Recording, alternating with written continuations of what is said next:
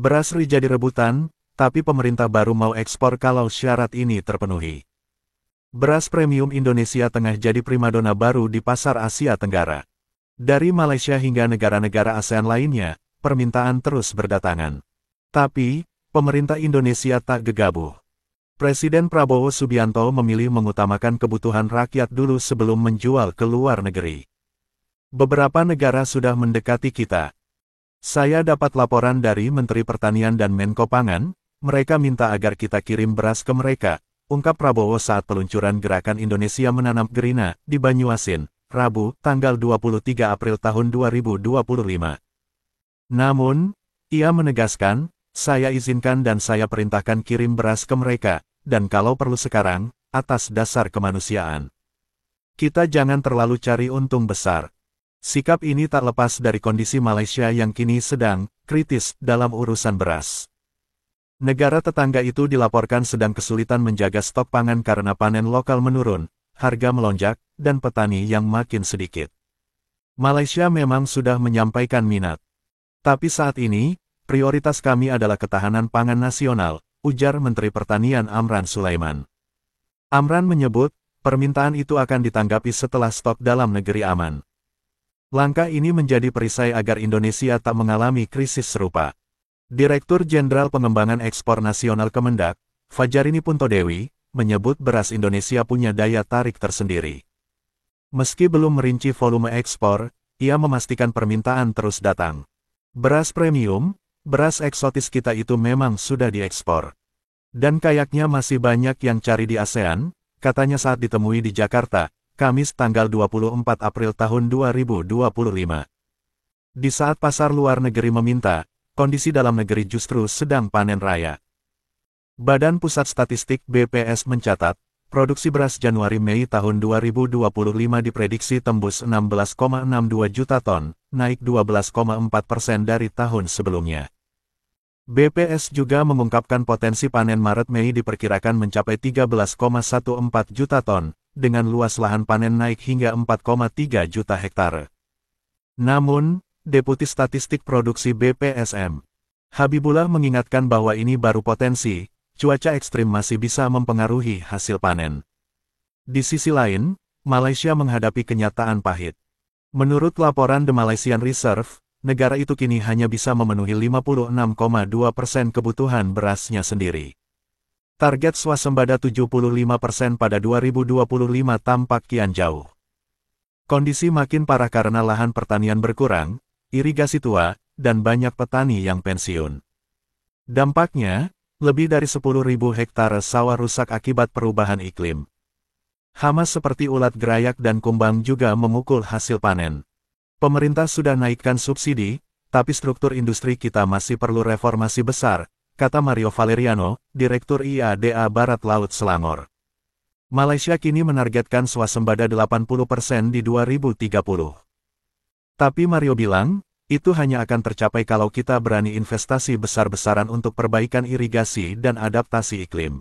Diam-diam sudah ekspor beras, banyak diincar negara tetangga. Beras premium Indonesia rupanya menjadi incaran negara-negara ASEAN. Kementerian Perdagangan menyebut, beras produksi lokal dengan kualitas tinggi kini tengah menarik minat pasar regional. Hal ini sebagaimana disampaikan oleh Direktur Jenderal Pengembangan Ekspor Nasional Kemendak, Fajarini Puntodewi saat ditemui di Jakarta, Kamis tanggal 24 April tahun 2025. Itu, beras premium Indonesia kayaknya masih banyak dicari di ASEAN. Tapi nanti aku cek lagi ya.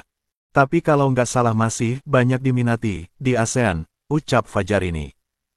Meski tak menjelaskan secara rinci berapa volume ekspor yang sudah dilakukan, Fajarini menyatakan Indonesia sudah aktif mengekspor jenis beras premium dan eksotis ke pasar regional. Kan kalau beras premium, beras eksotis itu sih sudah. Memang kita sudah ekspor, tambahnya. Adapun ketertarikan negara lain terhadap beras Indonesia juga terlihat dari pernyataan Menteri Pertanian, Mentan Amran Sulaiman beberapa waktu lalu. Ia mengungkapkan, Malaysia telah menyampaikan minat untuk mengimpor beras dari Indonesia akibat melonjaknya harga dan terbatasnya stok beras di negeri jiran tersebut. Namun, Amran menegaskan pemerintah Indonesia saat ini tetap memprioritaskan ketahanan pangan nasional dan memastikan ketersediaan stok dalam negeri dalam kondisi aman. Ada permintaan beras dari Malaysia kepada kita. Namun untuk sementara, kita harus menjaga ketersediaan dan keamanan stok dalam negeri terlebih dahulu. Ketahanan pangan nasional adalah prioritas utama. Setelah itu tercapai, baru kita dapat mempertimbangkan dukungan lebih lanjut kepada negara sahabat, kata Amran dalam keterangan tertulisnya. Sementara itu, di dalam negeri, produksi beras justru sedang menunjukkan tren positif. Badan Pusat Statistik BPS memperkirakan total produksi beras sepanjang Januari-Mei tahun 2025 akan mencapai 16,62 juta ton, naik 12,4% dari tahun sebelumnya. Produksi beras sepanjang Januari-Mei tahun 2025 diperkirakan akan mencapai 16,62 juta ton atau mengalami peningkatan sebesar 1,83 juta ton atau 12,40% dibandingkan dengan periode yang sama 2024. Kata Deputi Bidang Statistik Produksi BPS Mabibullah dalam keterangan tertulisnya, Selasa, tanggal 8 April tahun 2025. Khusus untuk periode Maret-Mei, produksi beras diprediksi mencapai 13,14 juta ton, naik hampir 5% dibandingkan periode yang sama tahun lalu. Ini didorong oleh kenaikan luas panen, terutama di Pulau Jawa. BPS menyebut potensi panen padi pada Maret-Mei tahun 2025 akan mencapai 4,30 juta hektare, naik 5,53% dari tahun lalu.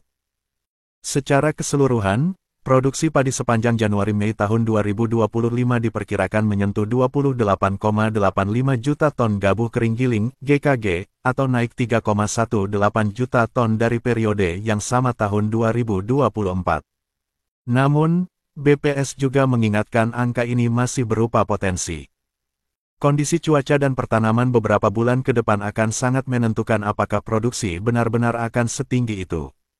Presiden Prabowo kasih lampu hijau. Sebelumnya, Presiden Prabowo Subianto mengungkapkan produksi beras asal Indonesia sudah sangat melimpah dalam 3-4 bulan terakhir. Bahkan, Kepala negara mendapatkan laporan dari Mentan Amran Sulaiman sudah ada negara lain yang berminat membeli beras produksi Indonesia. Dengan perhitungan bahwa kita sudah sangat-sangat cukup produksi kita, ada beberapa negara yang sudah mendekati kita. Saya dapat laporan dari Menteri Pertanian, Menko Pangan beberapa negara minta agar kita kirim beras ke mereka, kata Prabowo saat peluncuran gerakan Indonesia Menanam Gerina di Banyuasin, Sumatera Selatan, Rabu tanggal 23 April tahun 2025. Saya izinkan dan saya perintahkan kirim beras ke mereka, dan kalau perlu sekarang, atas dasar kemanusiaan kita jangan terlalu cari untung besar, yang penting ongkos produksi, plus angkutan, plus administrasi kembali, lanjutnya. Beras Malaysia di titik kritis. Melansir The Malaysian Reserve, industri perberasan Malaysia kini berada dalam tekanan besar. Negara tersebut terjebak antara ketergantungan impor yang terus meningkat, stagnasi hasil panen lokal, dan tantangan struktural yang menghambat upaya mencapai swasembada. Rasio swasembada beras SSR Malaysia turun menjadi 56,2% pada 2023, turun 6,4% dari tahun sebelumnya. Adapun pemerintah Malaysia menargetkan SSR 75% pada 2025, namun banyak pihak menilai target itu kian jauh dari jangkauan. Bahkan, BIMB Securities menyebut target tersebut sebagai misi yang mustahil. Sejumlah persoalan yang membuat rasio swasembada beras Malaysia turun meliputi alih fungsi lahan, tanah yang semakin rusak, irigasi yang ketinggalan zaman, hingga populasi petani yang menua. Di sisi lain, perubahan iklim ekstrim telah merusak lebih dari 10.430 hektar sawah dan mengacaukan pola tanam. Petani di Malaysia juga dilaporkan menghadapi tantangan seperti hama kumbang, ulat gerayak, dan gulma yang makin menggerus produktivitas. Meski pemerintah telah menaikkan harga minimum padi menjadi Rp1.800 per ton dan memberikan subsidi, margin keuntungan tetap menyusut karena biaya produksi tinggi. Direktur IADA Barat Laut Selangor, Mario Valeriano menjelaskan, dengan subsidi Rp500 per ton di bawah skema subsidi harga padi SSHP, petani dijamin memperoleh pendapatan minimum Rp2.000 per ton. Namun ia menegaskan, upaya pemerintah belum menyentuh akar masalah, termasuk reformasi menyeluruh terhadap struktur industri beras dan peningkatan infrastruktur. Ke depan, Malaysia menargetkan SSR 80% pada tahun 2030 mendatang. Tapi Valeriano menekankan tujuan ini hanya akan tercapai jika ada peningkatan besar dalam infrastruktur irigasi, pengelolaan sumber daya, dan adaptasi terhadap iklim ekstrim.